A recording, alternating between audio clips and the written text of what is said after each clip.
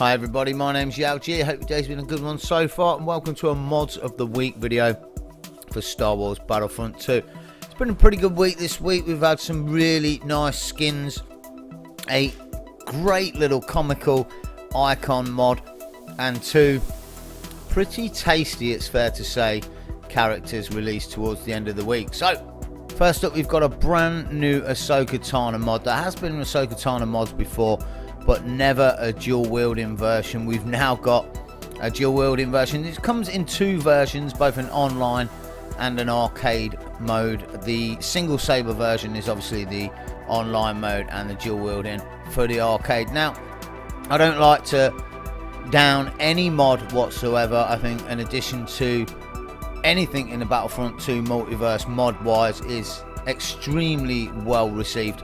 Suffice to say that this dual wielding mod, it just makes me wonder if the sabers have been put in the wrong hands, because there's a serious amount of clipping. The sabers actually come through the body. It does look like if they were put in the opposing hands they may hold properly, but it is, as always, nice to be able to play as Ahsoka Tano, a new character in the game. We might get her for real later on in the year. It doesn't replace any abilities, it just replaces Rey. It is just a skin mod, as I say, with the dual lightsabers. Next up, we've got the Count Dooku mod, which I've got to be honest, it dropped last night, and if you're a regular to my channel, you know I've already put a video up of this mod because it's absolutely fantastic. Probably easily my favourite mod of the week, and one of my favourite mods for quite some time. As said earlier, it's made by the infamous modder Sorex, who's brought us some classic mods previously. This one in particular I'm so impressed with. He's managed to mix up the abilities. We're given lightning, a force choke, and a dark rage re-healing ability, which just fits Dooku perfectly. It is supposed to have sound bites, which I haven't got to work as yet. It does have two versions again, as with the Ahsoka mod, an online and an offline. I'm assuming the sound bites are removed for the online version, and quite possibly the abilities are set to default as it replaces the Kylo Ren model. But I would say if you're going to download a mod this week, it's probably the one that you want to be downloading. It's a lot of fun to be had with this one.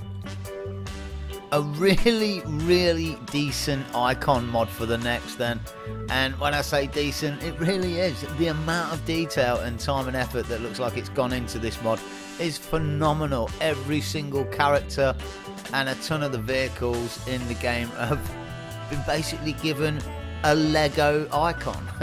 It almost makes me want to install the Lego, or the infamous Lego Bob mod that came out last year, just to play alongside it. But as you can see, it's got portraits from the 2005 original trilogy games, the complete Saga Lego game, and the Force Awakens game, nicely introduced into the Battlefront 2 main screens. It works in the collection screen, it also works in the character selection screen, and lo and behold, you even get it in the actual game screen. It's pretty darn funky. I'm rather tempted to install this and leave it on for a few days just for the fun factor of it.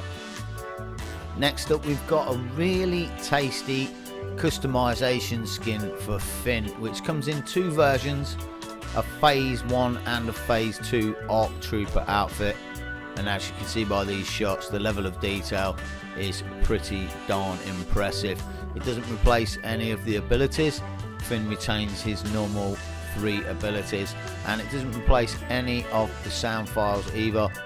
It is just Finn's voice. There's no ARC Trooper sound files or sound bites. Suffice to say that it does feel a lot like you're running around as an ARC Trooper, regardless of the lack of sound bites or abilities. The movement, the rolls, the jumps, it just feels and looks right. I personally like the phase 2 version myself more than the phase 1. I just feel that the extra colour on the detail on the armour just adds that little bit more authenticity, gives me a little bit more of a buzz of kicking it down as a Clone Wars ARC Trooper.